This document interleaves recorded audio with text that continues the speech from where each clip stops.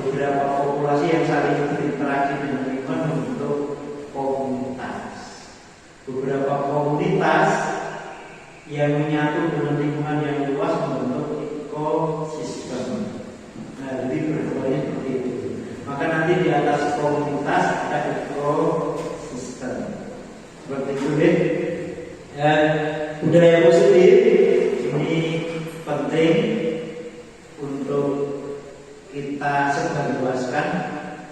Dengan budaya positif ini akan meningkatkan karakter, akan meningkatkan budi pekerti, akan meningkatkan akhlak yang baik kepada kita semuanya maupun kepada peserta didik.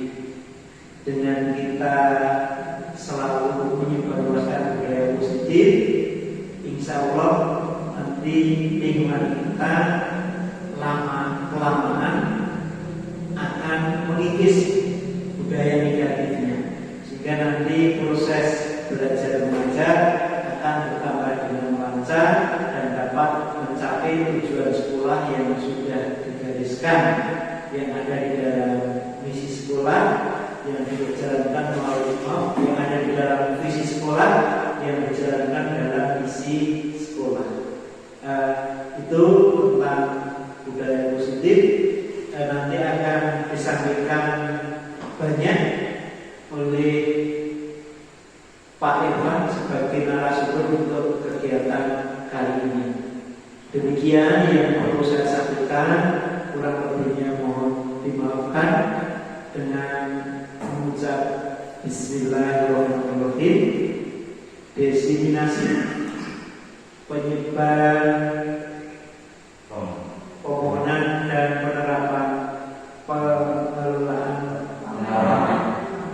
pengalaman budaya positif saya nyatakan dibuka. Terima kasih. Assalamualaikum warahmatullahi wabarakatuh.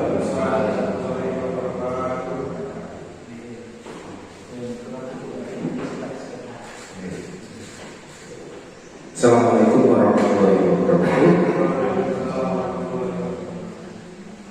Kaitannya dengan tugas saya, yaitu adalah menyebarkan pemahaman dan penerapan budaya positif.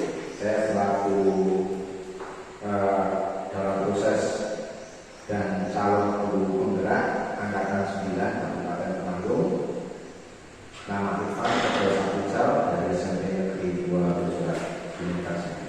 Ya, untuk langsung saja untuk budaya positif kita yang akan kita pelajari tentang intinya, yaitu adalah beberapa tentang belajar, disiplin positif, nilai-nilai kebajikan universal, motivasi perilaku manusia, kebutuhan dasar, posisi kontrol guru, dan yang terakhir adalah kegiatan kelas. Nah, pembelajaran dengan paradigma baru, pembelajaran dengan paradigma baru merupakan pembelajaran yang dirancang berdasarkan prinsip pembelajaran berdiferensiasi, sehingga peserta didik belajar sesuai dengan kebutuhannya berdasarkan tahap perkembangan sesuai teori psikologi modern untuk mewujudkan profil pelajar Pancasila. Pada dasarnya pembelajaran berdiferensiasi itu yaitu sesuai dengan kebutuhan peserta didik. Seperti itu. Intinya adalah itu. Jadi misalkan seorang anak dia gaya belajarnya seperti apa, kebutuhannya belajar seperti apa, sesuai dengan misalkan beberapa indikator-indikatornya bisa diterapkan walaupun dalam satu kelas itu berbeda-beda. Nah, sehingga pembelajaran berdiferensiasi ini memang membutuhkan RPP yang sangat luar biasa. Contohnya seperti itu. Dan intinya adalah sesuai dengan kebutuhan peserta didik. Selanjutnya, mengubah paradigma stimulus respon ke pendekatan teori kontrol. Semuanya bagus. Untuk stimulus respon, realitas kebutuhan kita sama. Tetapi untuk teori kontrolnya pada dasarnya kebutuhan kita berbeda ya. Itu mengaku-ngaku ibaratnya sama itu dikoyak aku enggak seperti itu pada dasarnya. Tapi kadang harus seperti itu. Tetapi yang secara teori kontrol itu kebutuhan kita berbeda. Baikmu seperti apa kan seperti itu. Nah, terus semua orang melihat hal yang sama. Setiap orang memiliki gambaran yang berbeda. Hampir sama tetapi pada dasarnya, pada teori kontrol itu sesuai dengan kehendaknya. Tetapi kalau stimulus respon, kita sebagai guru samanya bisa kayak aplikasi. Harapannya seperti itu. Kita mencoba mengubah orang agar berpandangan sama dengan kita. Ada bagusnya tapi sesuai dengan merdeka belajar itu kurang pas. Kita berusaha memahami pandangan orang lain tentang dunia. Jadi apa yang diharapkan oleh orang atau siswa tersebut, kita itu mengatakan, oh jangan ini sampai senengnya nonton. Ojo dibandingin ibaratnya koyo aku lu, nggak boleh seperti itu. Dan semuanya ini hampir sama. Untuk selanjutnya, disiplin positif. Disiplin berasal dari kata disiplinan yang artinya belajar. Disiplin mengacu pada disiplin diri yang memiliki tanggung jawab terhadap apa yang dilakukan berdasarkan nilai-nilai yang diyakini. Disiplin positif merupakan salah satu cara penerapan disiplin yang bertujuan untuk menumbuhkan kesadaran serta memberdayakan peserta didik tanpa imbalan penghargaan atau reward, entah itu ancaman maupun hukuman, agar siswa tersebut disiplin positif ini tidak hanya anaknya biar disiplin terus tidak reward, tidak seperti itu. Ancaman juga tidak, hukuman juga tidak. Terus sebagai pendidik, tujuan kita adalah menciptakan peserta didik yang memiliki disiplin diri sehingga mereka mampu berperilaku mengacu pada nilai-nilai kebajikan universal dan memiliki motivasi pada siswa tersebut atau motivasi intrinsik yang motivasinya tumbuh dari dalam diri. Terus, nah, nilai-nilai kebajikan universal, nilai yang disepakati bersama terlepas dari suku, bahasa, agama, bahasa maupun latar belakang. Nah, hampir sama dengan sebuah dorongan. Contoh nilai kebajikan institusi atau organisasi. P3 profil pelajar Pancasila. P5. Aku terus P5. Proyek bukan. P5 bukan proyek. Beriman, bertakwa kepada Tuhan Yang Maha Esa dan berakhlak mulia, mandiri, bernalar kritis, berkebinekaan global, bergotong royong dan kreatif. Terus ibu. Nah, prayer ini enggak tradisional konsol saya. Bahasa Inggris. Nah, toleransi, rasa hormat, integritas, mandiri, menghargai, antusias, empati, keilmuan, kreativitas, kerjasama, percaya diri, komitmen. Nah, yang terakhir, the seven essential virtues. Empati, suara hati, kontrol diri, rasa hormat, kebaikan, toleransi, keadilan. Nah, ini semua contoh nilai-nilai kebajikan. Ya. Selanjutnya, kebutuhan dasar manusia. Nah, ini yang saya mengatakan kepada anak-anak. Ini jelas. Bertahan hidup itu pasti sebuah contoh. Rasa aman itu secara psikologis. Terus fisiologisnya itu ya jelas ada rumah, ada makan, pakaian. Ininya untuk bertahan hidup pasti. Nah, untuk anak-anak kemarin saya jelaskan kaitannya dengan ini. Semua manusia itu pasti punya 5 dasar kebutuhan hidup. Nah, anak-anak tak suruh menjelaskan supaya dia paham. Terus untuk mengenali anak, jangan ini sampai yang kurang sendi sih. Nah, nanti akan muncul masalah-masalah ini kaitannya dengan pendidikan maksudnya. Kebutuhan dasar manusia adalah segala sesuatu yang kita lakukan untuk mendapatkan apa yang kita inginkan. Seluruh tindakan yang kita lakukan memiliki tujuan tertentu dan semua usaha terbaik yang kita lakukan adalah dalam rangka agar kebutuhan dasar kita terpenuhi. Nah, untuk Untuk kasih sayang jelas dan rasa menerima ibaratnya, ya kasih sayang itu jelas. Gitu. Ingat-ingat ya, untuk kasih sayang. Untuk kasih sayang itu merasa nyaman.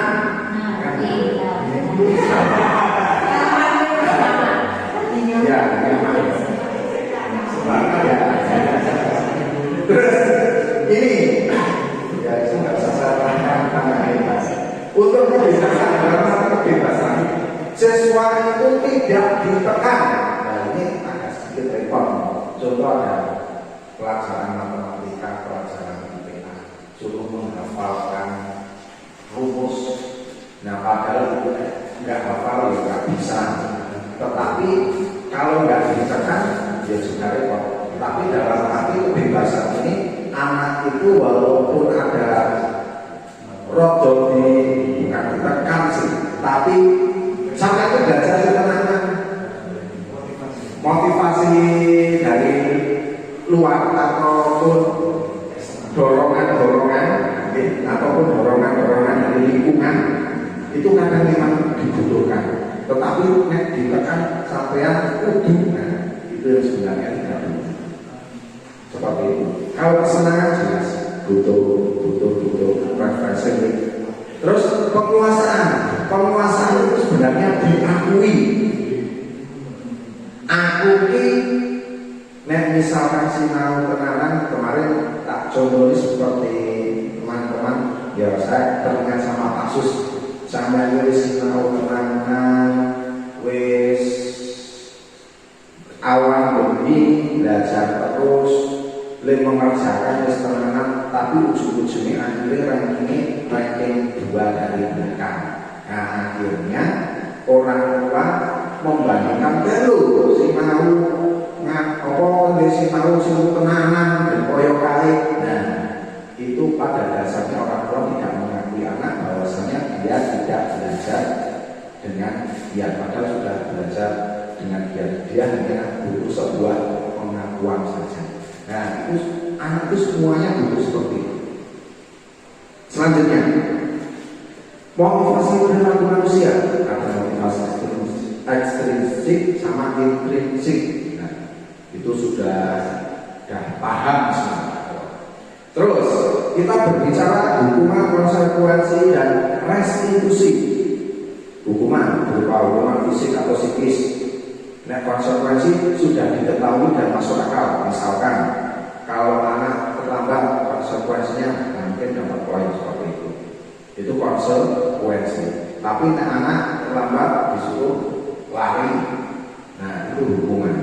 Kalau restitusi, yaitu berupa undangan untuk mengadakan restitusi. Ibaratnya, kenapa kamu kok terlambat? Kalau terlambat sebenarnya kamu tahu konsekuensinya. Nah, tapi ditanya seperti itu, apakah yang kamu yakini jika kamu itu terlambat, berarti dia tidak tepat waktu. Dia memunculkan motivasi dalam dirinya. Contohnya seperti itu. Untuk ada, tapi kemarin itu ada guru olahraga hijau, tidak siswa itu datang terlambat di pelajaran besok, dia disuruh lari. Kira-kira itu hukuman atau konsekuensi? Tergantung materinya. Tergantung kesepakatan. Kalau guru bejo itu konsekuensi. Pada saat itu misalkan di lapangan dia terlambat lari 2 kali, itu konsekuensi. Seandainya dia lari kok 100 kali, berarti itu hukuman.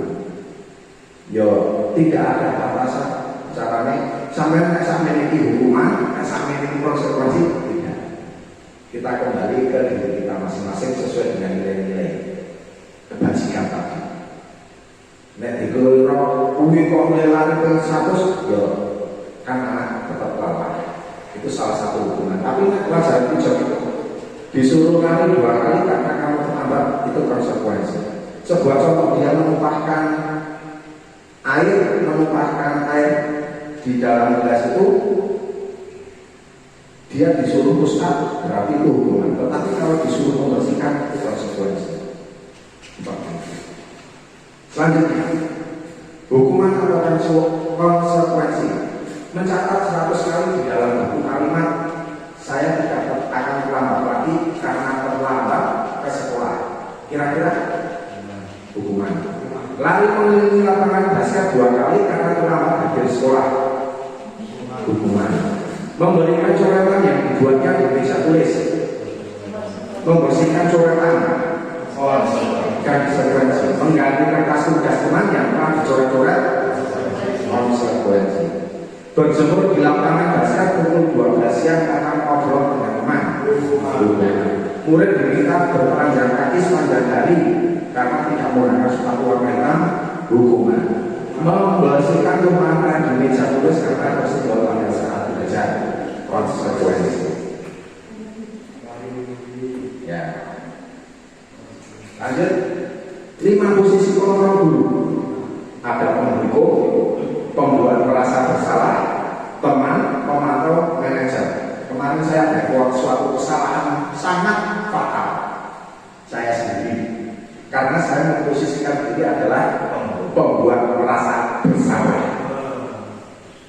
Saya sering seperti itu, tapi sebenarnya tidak full semua itu salah kita.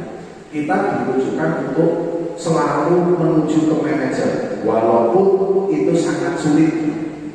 Itu sangat sulit. Nanti ada apa?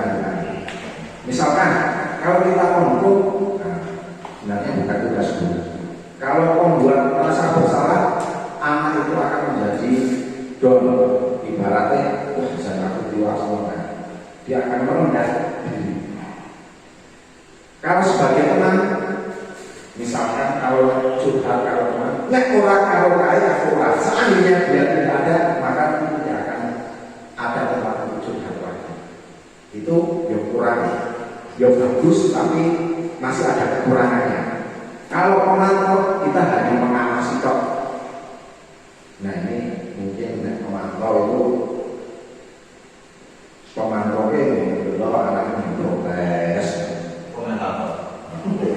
seperti saya.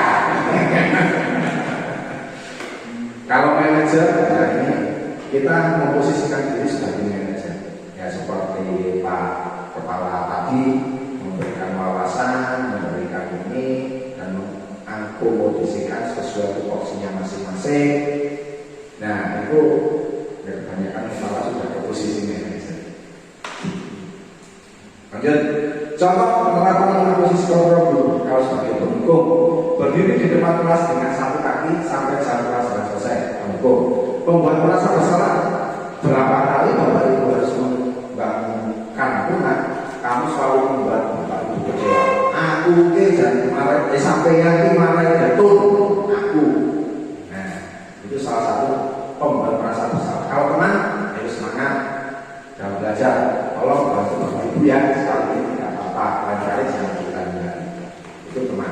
Kalau teman itu, kamu sudah melanggar peraturan atas, kamu tahu konsekuensinya. Kamu mencuci muka dan kembali ke kelas untuk mencatat materi yang tinggal sambil seperti ini. Kalau manajer, apakah kamu tahu kesalahanmu? Kira-kira bagaimana kamu akan memperbaiki kesalahan itu? Sehingga di situ akan terjadi bimbingan konseling dengan kata-kata awal seperti itu akan terjadi konseling.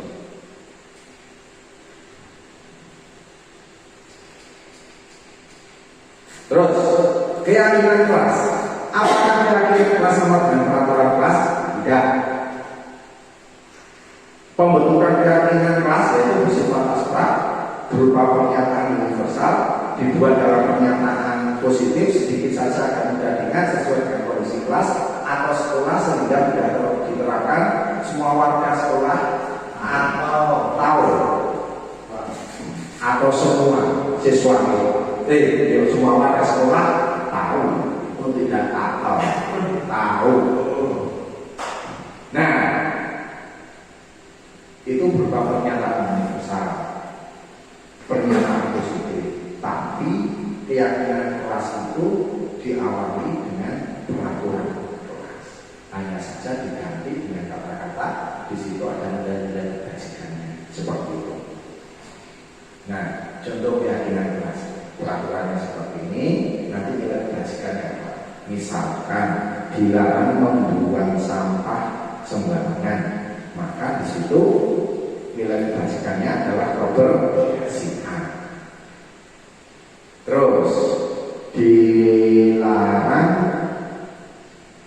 nanti tanggung jawab, yang hormat saja, dilarang mengobrol saat pembelajaran atau saat bapak ibu guru di dalam ruang kelas. Nah itu adalah menghargai, bisa hormat juga bisa. Kemarin bukan seperti ini. Ini anak-anak sendiri yang menyatakan. Terus kita hanya meneruskan. Jadi itu apa sebenarnya itu? Nah di kelas ini kalau semua pacaran ada lagi. Saya kemarin di kelas 8B itu, Pak ganti celana di dalam kelas, glorisi. Tapi anak-anak sekarang itu yang laki-laki itu sok melok-melok, selanjutnya. Jadi kalau ngomongin di kelas itu intinya ada kesepakatan kelas. Tidak boleh pakai sepatu di dalam kelas. Dalam kelas dipakai silakan di dalam. Nah itu apakah termasuk keyakinan kelas? Nanti itu dirubah menjadi misalkan peraturan, biasanya peraturan. Terus tadi kembali ke ini, dibuat dalam pernyataan positif. Nah misalkan dilarang jelas negatif nih. Dilarang, kita kembali yang mudah diingat. Misalkan apa tadi, dilarang memakai sepatu di dalam kelas, berarti nanti masuknya ke tanggung jawab. Kalau enggak memburu mati. Nah yang solidaritas itu adalah sampai membuli teman. Nah, apa namanya? Nah, solidaritas anak sendiri buat. Jadi anak-anak ingat, oh keyakinannya apa? Sampai kudu bersih, sampai kudu solidaritas, sampai kudu saling menghormati seperti itu. Keyakinan kelas itu. Ini contoh.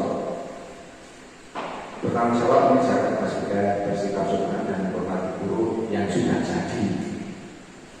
Ya ini. Setiap anggota kelas perlu belajar dengan senang, melaksanakan tugas, saling menghargai, merasa aman, selalu bersikap positif, dan lain-lain. Terus, ini ada kaitannya dengan segitiga restitusi.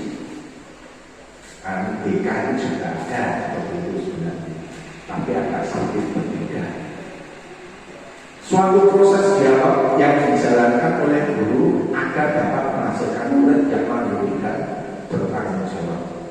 Ini sebuah restitusi. Jika ada sebuah permasalahan, kita harus menstabilkan identitas. Setelah itu menanyakan keyakinan, terus validasi tindakan yang salah. Dan itu semuanya tidak harus urut. Bisa bocor-bocor, bisa bergantian. Misalkan menanyakan keyakinan dulu boleh, menstabilkan identitas boleh, validasi tindakan yang salah boleh. Contohnya, menstabilkan identitas. Nah, itu adalah kata-katanya. Misalkan dia terlambat, Pak, mohon maaf saya terlambat. Ya, tidak apa-apa. Saya juga pernah terlambat juga. Ini menstabilkan identitas. Ibaratnya dari orang dia terlalu emosi seperti itu. Bapak Ibu tidak mau mencari siapa yang salah, tapi itu Bapak Ibu ingin mencari solusi dari permasalahan. Misalkan kalau itu berlaku, menstabilkan identitas. Dan ini orang biologi, penting aliansi. Validasi tindakan yang salah, kamu pasti menanyakan. Jadi itu ngomong, jadi siapa yang dilakukan itu? Jadi ngomong, jangan masuk. Oh ini salah sampaikan, nggak seperti itu. Yang disampaikan ngomong. Nah, padahal kamu bisa lakukan yang lebih buruk dari ini ya. Nah, saya kasih dia sedikit bobok kan. Itu sampai kulit teman loh. Nah, tapi ya wis ora apa-apa. Nah, jadi ini adalah validasi tindakan salah supaya dia itu mengaku. Kan? Selanjutnya menanyakan keyakinan. Seandainya kamu seperti itu, kamu tuh sebenarnya sudah punya keyakinan apa keyakinan kamu? Kan seperti itu. Apa keyakinan kelas kita? Nilai-nilai apa yang sudah disepakati dalam warga sampai negeri 2 sudah itu sudah bisa seperti itu. Ya, ya, seperti itu. Terima kasih untuk semuanya. Terus ada sebuah contoh kaitannya dengan menanyakan keyakinan kelas. Bukan menanyakan keyakinan kelas. Segitiga restitusi.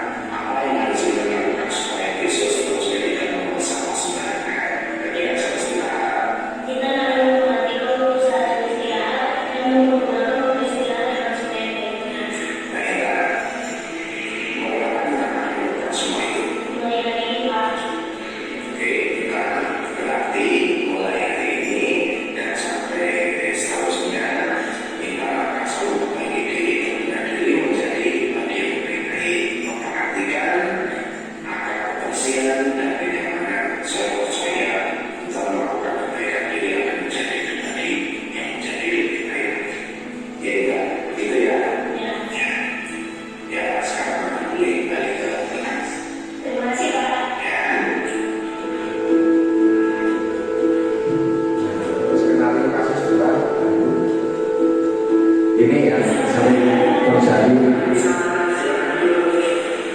untuk anak-anak kita. Mungkin berkaitan dengan tugas Pak. Iya Pak, masuk, tapi saya tak menemukan tugas.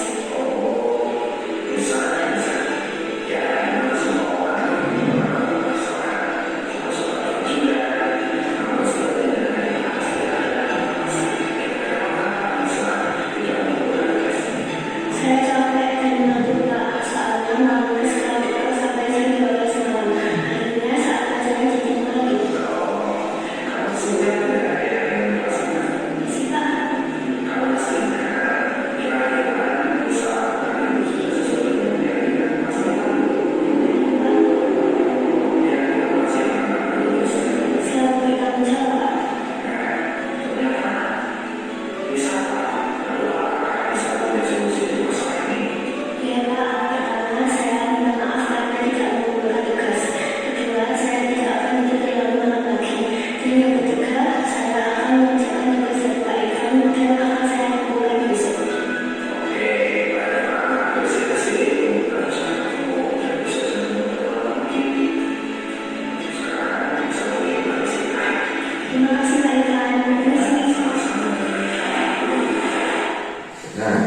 itu tadi yang berbeda, yaitu yang pertama validasi tindakan yang berada di awal, terus yang terakhir validasi tindakan itu berada di akhir, tetapi menanyakan keyakinan terlebih dahulu, sehingga dalam segitiga restitusi ini bisa dibolak-balik, tidak harus validasi tindakan terlebih dahulu atau menstabilkan identitas terlebih dahulu.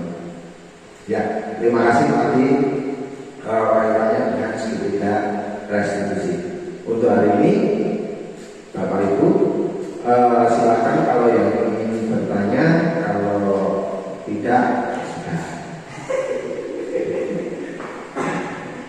Oh iya, Kembali ke halaman berapa gitu? pertama. Oh iya, halaman awal. Tentang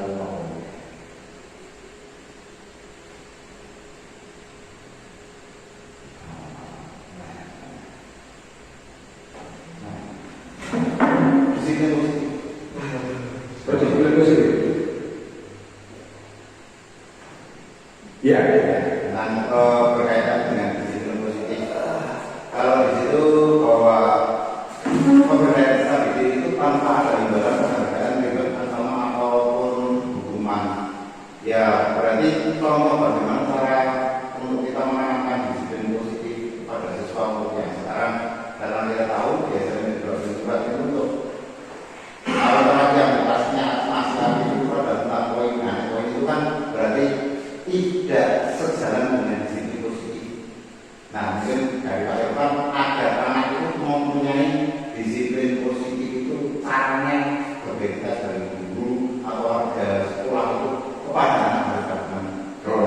Untuk penerapan disiplin positif, kita kembali ke ini. Kaitannya dengan 5 posisi kontrol guru. Semua ini sebenarnya untuk posisi kontrol guru, dalam posisi kontrol guru itu pasti jelas posisinya guru itu untuk mendisiplinkan murid, itu pasti. Nah, jadi posisi penghukum, nah ada posisi pembuat merasa bersalah, posisi teman, posisi pemantau, maupun posisi manajer. Tapi sudah saya jelaskan kaitannya dengan penghukum seperti ini, pembuat merasa bersalah seperti ini, teman seperti ini, pemantau seperti ini, manajer seperti ini. Kita sulit untuk ke manajer, sulit sekali mendisiplinkan anak dan memposisikan kita sebagai manajer itu sangat sulit. Tetapi di sini ternyata dibagi menjadi 2. Penghukum dan pembuat merasa bersalah itu lebih condong ke anak negatif. Dia merasa anak itu dirugikan, anak akan menjadi seperti ini, itu jelas. Kalau kita memposisikan sebagai penghukum atau pembuat merasa bersalah. Tetapi kalau kita memposisikan manajer, kita juga tak lepas dari teman juga pemantau, seperti itu. Jadi penerapan disiplin di anak-anak kita kaitannya memang siswa kita agak sedikit bandel, bukan berarti menghukum itu salah, itu tidak. Menghukum itu salah, itu tidak. Kalau memang harusnya seperti ibaratnya memang anak itu susah, memang memposisikan itu bukan dari gurunya, tetapi melainkan itu memang salah satu kelompok, misalkan ada sesuatu kita ada poin. Nah ada poin itu supaya anak itu memang kadang kita membutuhkan supaya sehat, tetapi kita diusahakan untuk menjadi teman pemantau ataupun manajer menggunakan segitiga restitusi tersebut. Kembalinya ke situ, waktu ini tidak semuanya tidak salah, tetapi kita memposisikan diri sebagaimana bisa kita menuju ke manajer tersebut. Terima kasih. Kemudian yang contoh kata-kata sebagainya itu ya Allah. Apakah kamu tahu kesalahan kamu? Dia yang kemudian saya lebih parah lagi yang bisa diparah dari umur dalam yang segitiga restitusi ini. terus Nah, lain. Sebelumnya. Mungkin mustahil. Nah, itu yang saya tanyakan. Kalau positif itu kan sebenarnya kata-kata yang positif ya.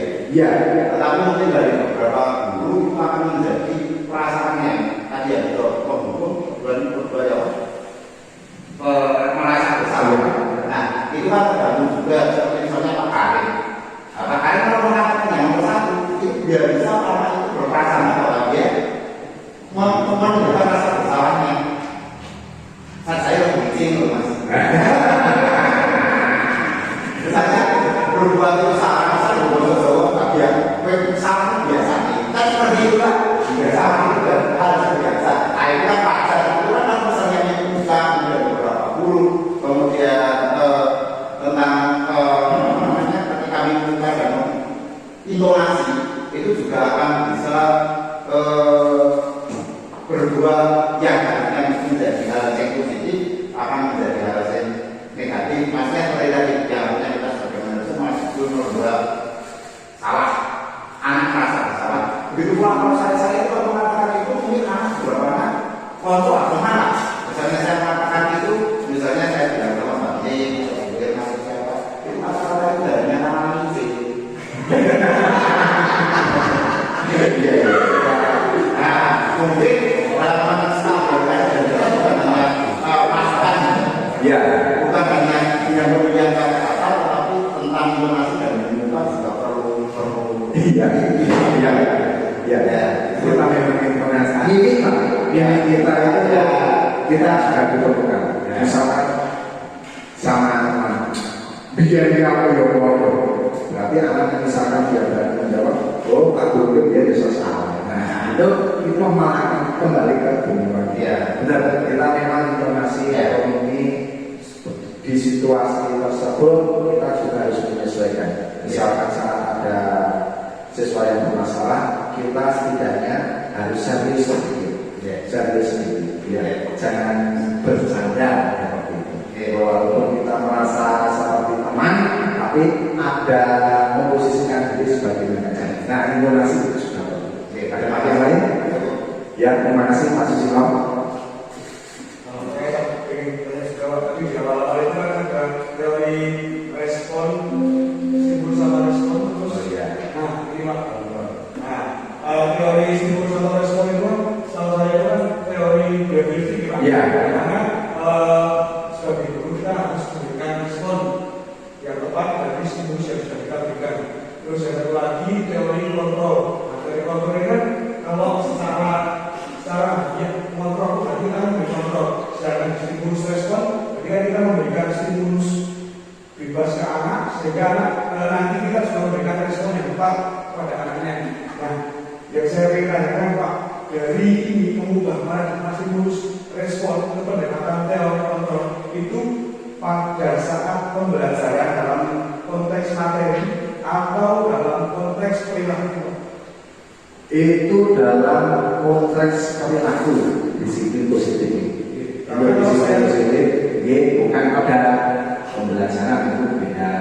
Ya semuanya itu pembelajaran, tapi bukan belajar saat berada di kelas kan gitu. Karena kalau dia penelitian itu kan kalau itu diterapkan dalam pembelajaran sepertinya agak bahaya karena di beberapa topik, di beberapa poin itu kan kita terlalu memberikan kebebasan kepada anak. Bahwa contohnya yang pertama itu realitasnya kebutuhan kita itu sama. Kalau dalam materi kan satu, dalam matematika itu kan satu sekali. Ya walaupun ada yang beberapa bebas seperti 10 kan harus 5 tambah 5. Itu sudah 3 tambah 4 ya. Saya kira kan karena kalau saya itu stimulus sama respon itu kan juga salah satu teori yang merupakan perbaikan siapa. Terima kasih Pak Bagus masukannya Pak. Oh enggak. Oke. Saya hanya menggunakan stimulus respon itu berada dari sistem saraf. Stimulus itu bahasa gampangnya langsana, respon itu tanda apa? Demikian. Terus yang kedua, tadi ada restitusi dan budaya positif. Korelasinya yang disebut budaya. disiplin sama budaya disiplin. Itu restitusi. Oh, restitusi.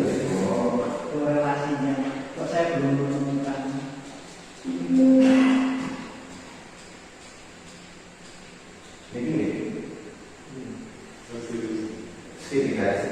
Oh, segitiga restitusi.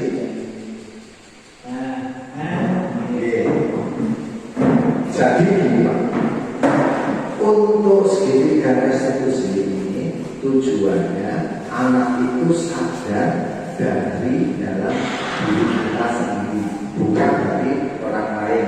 Apa yang dia yakini, yang seperti bukan menanyakan keyakinan, itu mengingatkan kembali bahwasanya sesuatu tersebut aku yakin nek koyo ini orang apik, maka besok saya harus lebih bertanggung jawab lagi.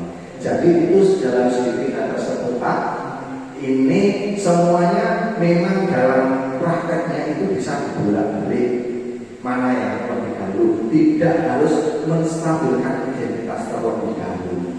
Kita misalkan kalau biasanya kita nggak langsung punya permasalahan, biasanya ini ada laporan dari siapa, terus saya panggil ke BK. Nah, saya sebenarnya sudah tahu masalahnya, maka saya menanyakan keyakinanmu. Baik ini kan apa? Nah, menanyakan keyakinan kamu salah. Padahal kalau sampai sendiri, nah kamu mau itu yang dilakukan validasi tindakan yang sama. Nah, sudah mulai sama susu, terus baru stabilkan. Itu juga boleh seperti itu. Itu rangkaiannya seperti itu. Tetapi misalkan belum tahu, misalkan bagus gini, terus emosi kita gunakan menstabilkan identitas.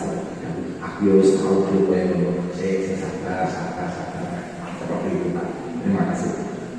Berarti restitusi merupakan jalan yang untuk membuka budaya positif. Iya, budaya positif. Dari disiplin positif kita kalau sudah terjalin, disiplin siswa sudah terjalin, insya Allah jika ini diterapkan nanti ujung-ujungnya akan menjadi budaya positif kita. Semoga kita bisa menerapkan sampai kita sebagai contoh dan murid bisa mencontoh kita dan bisa diterapkan di seluruh warga sekolah seperti itu. Ada yang menanyakan lagi? Sambut karena waktunya jam 3. Terima kasih untuk semuanya. Saya kira waktu sudah cukup. Kita tutup. Apabila ada kata-kata yang kurang berkenan di hari, di kata saya di hati yang paling dalam, mohon maaf. Saya akhiri. Assalamualaikum warahmatullahi wabarakatuh.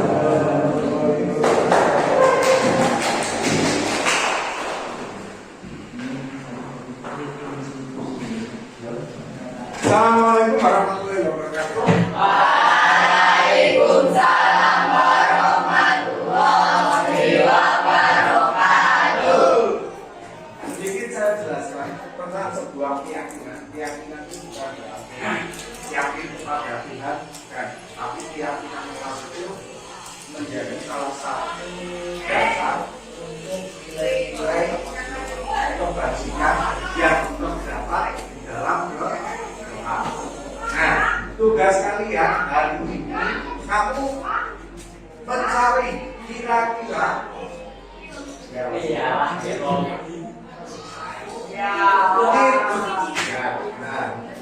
kira-kira yang aturan-aturan yang berada di dalam kelas itu apa saja?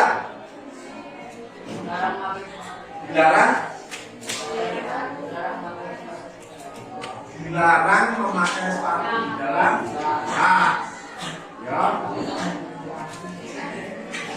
Dilarang memakai sepatu di dalam kelas. Oke, ini salah satu aturan, gitu. Nah, terus apa lagi?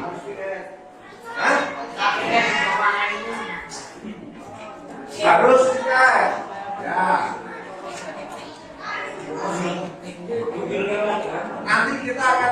keyakinannya.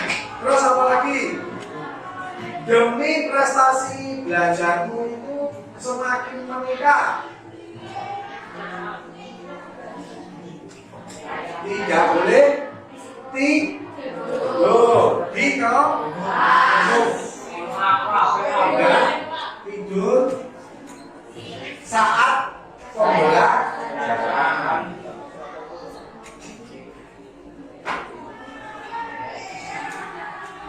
Nggak kancane. Tidak boleh membeli.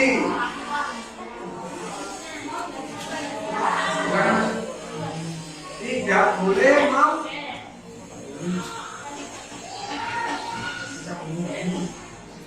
membeli. Terus apa lagi?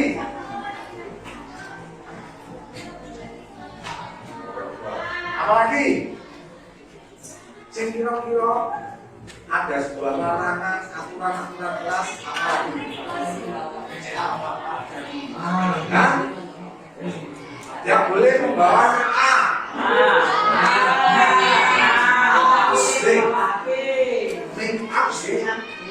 Make up itu berarti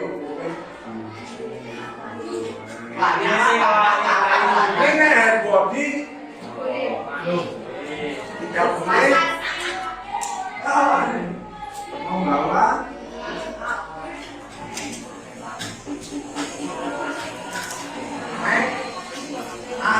terus apa lagi? Apa lagi? Tidak boleh makan.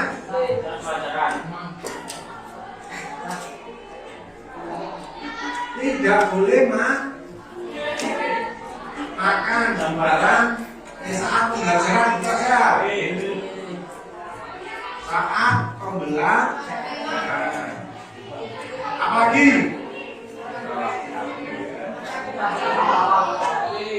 Tidak boleh membawa HP.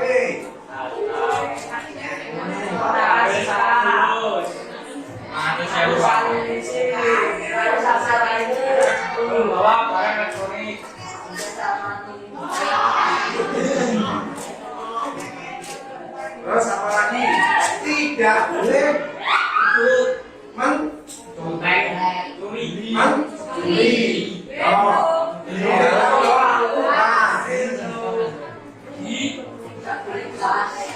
Orang sesuatu yang hilang bukan?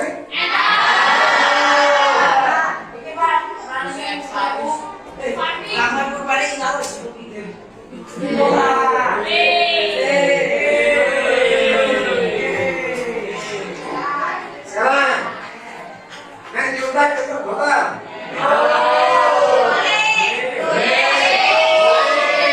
Dengan diundang ada yang dirugikan nggak? Boleh berarti.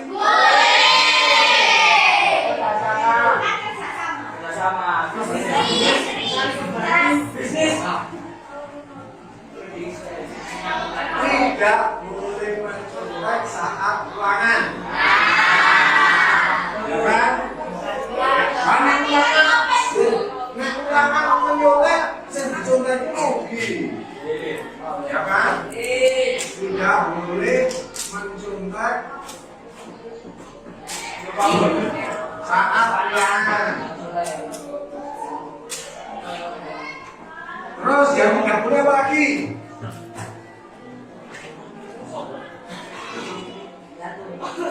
Nek telanjang ya ora itu jelas.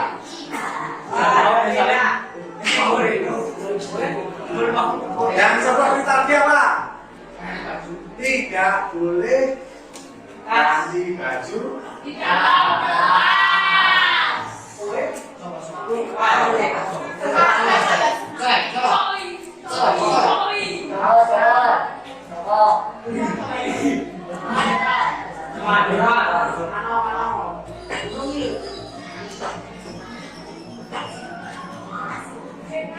Terus apa lagi? Karena yang sering-sering yang tidak boleh saya kira tahu luas.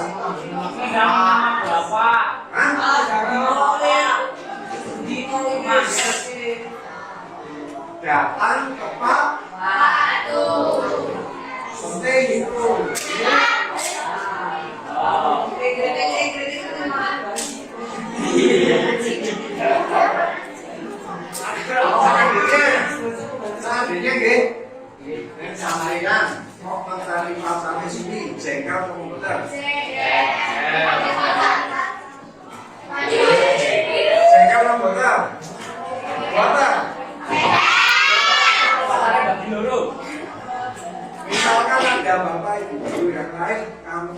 berangkat telat-telat dari bahasa Pak Guru atau bahasa dokter.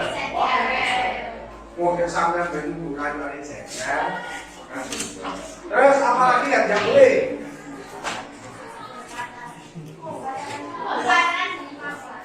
Ya, di kalau tidak pacaran di mungkin pacaran dia orang lain tuh nih.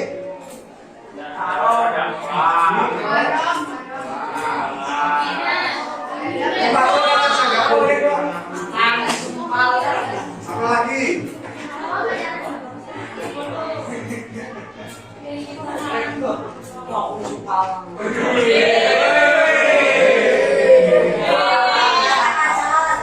Harus tiket ini. Akan saat pembelajaran.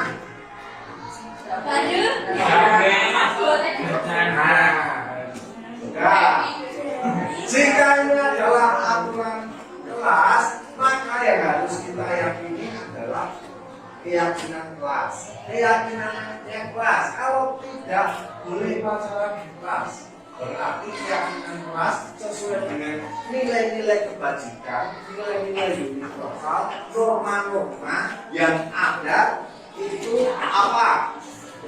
Kalau pacaran ini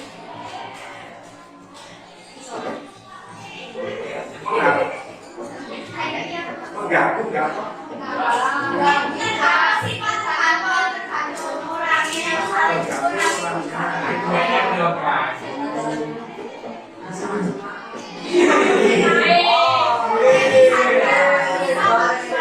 Nah, sandingkan orang itu pacaran dia harus begini. Berarti itu menjadi nilai kebajikannya harus apa?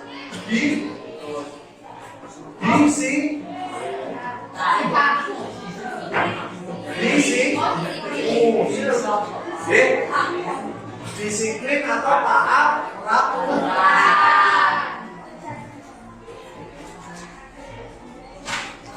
Terus dilarang memakai sepatu di kelas, juga disiplin. Terus tidak boleh mencuri di dalam kelas.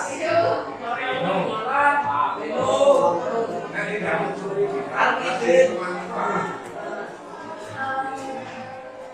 Saling menjaga. Saling menjaga. Paham ya? Berarti ini lawan katanya harus piket. Jadi disiplin.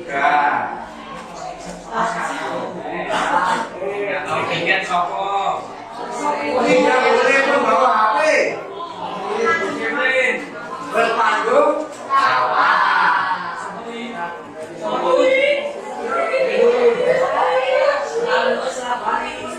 Berarti yang piket itu juga tanggung jawab, ya?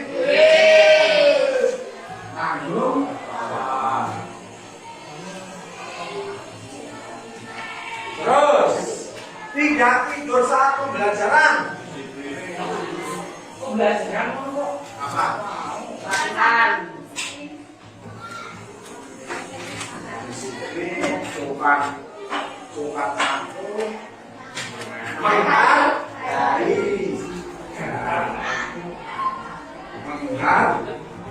menghargai siapa?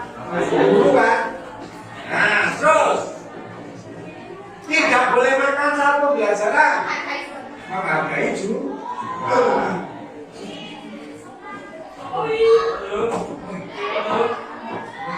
Tidak boleh membuli. Apa?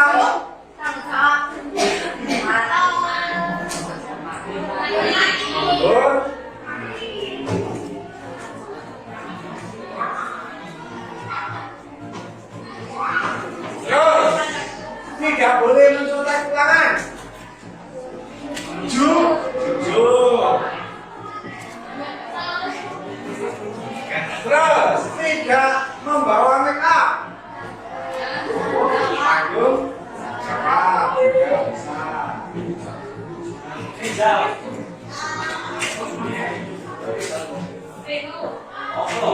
Terus tidak boleh ganti baju di dalam kelas. Bentar.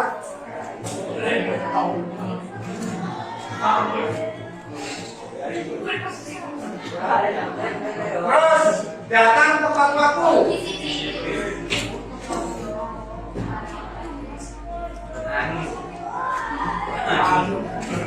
Nah, untuk itu inilah yang harus kalian terapkan di dalam kelas atau di kelas besok ditempel ditulis keyakinan kelas. Oke, kamu itu harus disiplin, saling menjaga. Cukup disiplin terus. Nggak usah, cukup satu disiplin, saling menjaga, tanggung jawab, menghargai, menghormati, jujur, tanggung jawab. Itu sing diterapkan di dalam hati. Oke, hati ini kita tidak ke negatifnya. Jadi motivasi kamu itu dari dalam diri orang bapak ibu. Nilai-nilai kebajikan itu sebenarnya sudah ada sejak dulu. Sebuah contoh, contohnya, nek wong wedok dolan jam bengi, kira-kira apa boten? Sing nggon Pak Lurah apa ana tulisane boten aturan anak perempuan dilarang pergi jam 9 ada enggak? Ada. Nah, itulah ini umum. Oke? Paham ya? Atau juga disebut dengan paham betul? Paham? Silakan. Nilai-nilai atau keyakinan kelas silakan kamu terapkan dalam diri kamu. Besok itu digawe di papan di sana. Lu, sampean yang misalkan terlambat, keyakinan kelas seperti apa? Konfirmasi bisa mengingatkan. Lu, sampean kok ibaratnya makan di kelas, keyakinan kelas kamu bagaimana? Harus saling menghargai orang. Kalau memang nanti oleh iso mangan Pak. Pas saat pembelajaran ya, tapi di sini aturannya tidak boleh makan saat pembelajaran.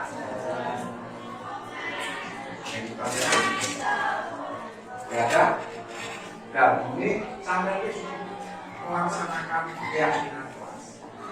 Soalnya hidup dengan sebuah tanpa aturan, bukan aturan, tanpa nilai-nilai dia tidak akan bisa. Di dalam masyarakat ini harus tak jelasin 5 kebutuhan dasar manusia. Belum toh bahwasanya manusia itu ada 5 kebutuhan dasar. Yang pertama yaitu bertahan hidup. Bertahan hidup apa ya? Bukan contohnya bertahan hidup.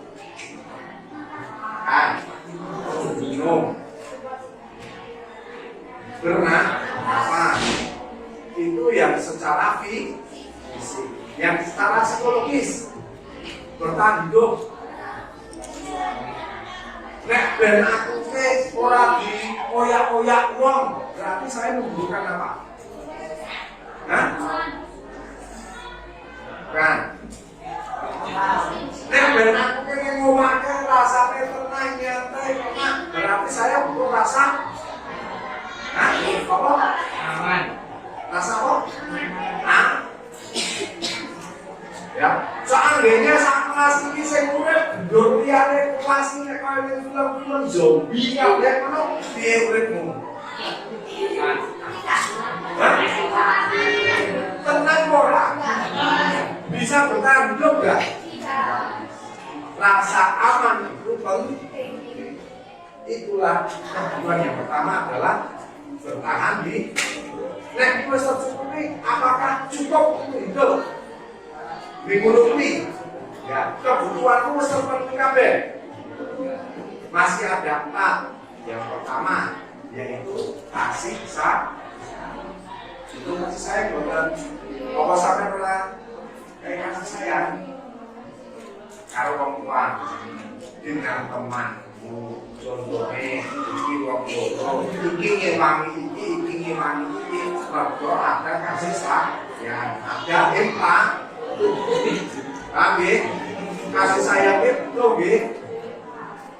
Nah, ini akan kita bahas besok di minggu depannya. Terima kasih keluarga saya. Tapi akan saya kasih gambarannya terlebih dahulu. Terus habis apa kasih sayang, apalagi yang dibutuhkan? Masih 3. Apa? Nah, aku ben ora tertekan, aku ke butuh kabeh. Sampeyan nang besok wah. Ya udah. Bali jakon sinau. Bengine jakon sinau. Bebas. Tertekan enggak? Matuk ora? Boten matuk. Berarti kebutuhannya belum terpenuhi.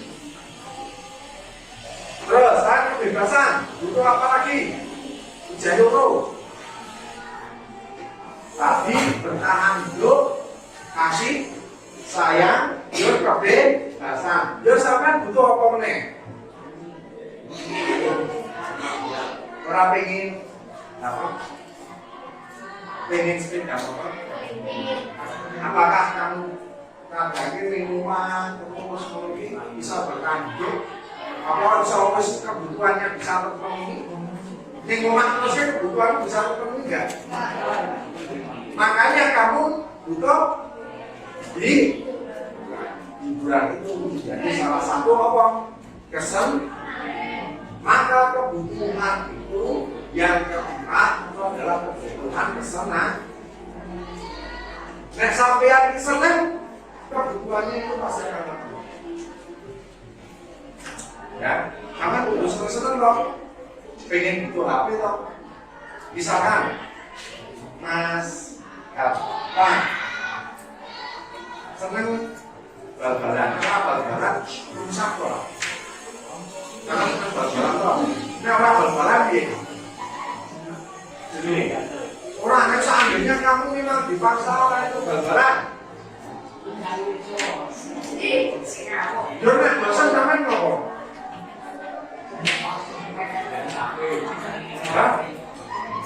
Main HP. HP pun mau doain kan doain itu main HP. Dulu apa dengan tidur seseorang main bola, seseorang main HP, apakah dengan tidur kamu sudah terpenuhi kebutuhannya? Maka susu sampai bisa. Makanya kebutuhan kesenangan itu juga yang terakhir sebuah contoh. Ojo contoh ini penguasaan yang terakhir itu. Penguasaan itu bagaimana? Apa itu?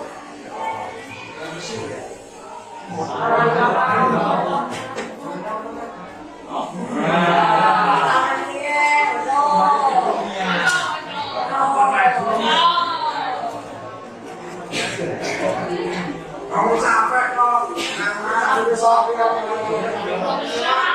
Nah, saya ini, penguasaan sebenarnya gimana? Penguasaan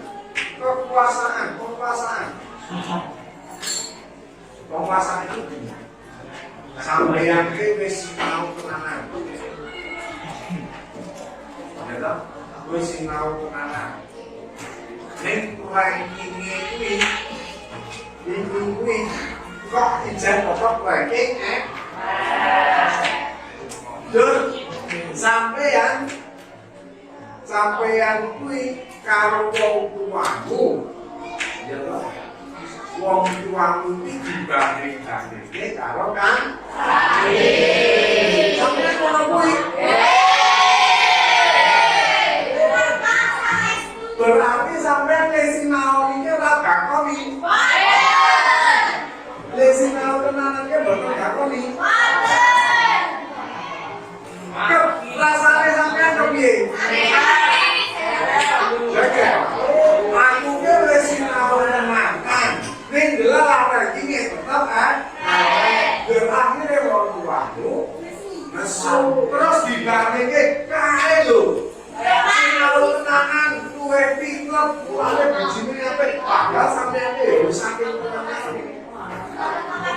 piye rasane? Apa meneh dibanding-bandingke karo mantan pacarmu?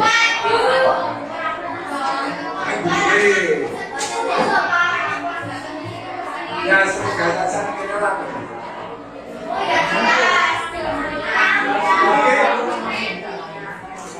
Mesti istirahat.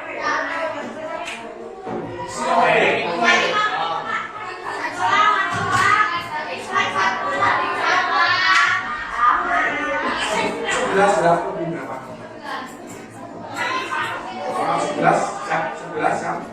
Pas istirahat. Ya.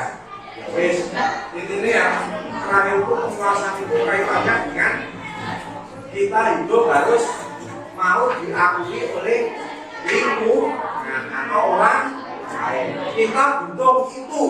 Nek sampai telah diakui maka kamu merasa terasing. Paham ya? Assalamualaikum warahmatullahi wabarakatuh.